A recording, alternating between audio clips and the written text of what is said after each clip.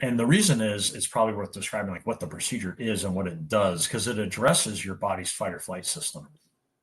And people's fight or flight systems are there for a reason. Like it's actually a really important part of what we call the lizard brain, right? Or Right. the limbic system of the brain, which is like the most basic part of our brain that keeps us alive.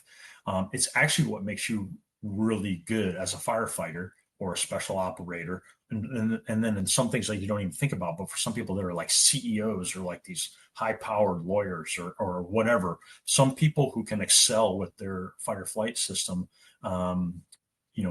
in an elevated state can really do well. The problem is till you try to relax at night with your kids or on the weekend or your wife or Yeah. your husband or whatever. And this is the problem, is that it's a double-edged sword. And that's why the symptoms that I look at matter. But the description that Paul mentioned is the thing I hear all the time, which is I can keep it together pretty good in the team room in the firehouse. Fine. I'm comfortable with that. In fact, I excel when there's chaos and danger. That's like my sweet spot.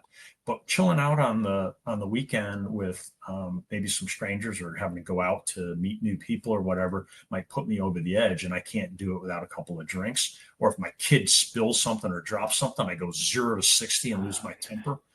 Most people who experience those things, if you're a good person and you lose your mind at your kid for something very stupid, most everyone I know feels terrible about it because you know it's wrong. But you also know you can't prevent it for some reason, and you know there's something weird. There's like a glitch in your temper or your response. It's super common. And what I find, because I'm on the receiving end of these conversations, right? What I find is people tell me this. It's so common that many people aren't comfortable like sharing that with their buddies. Like, Yeah. hey, I just lost my mind last night at my kid, because it's embarrassing and there's shame and guilt associated with that.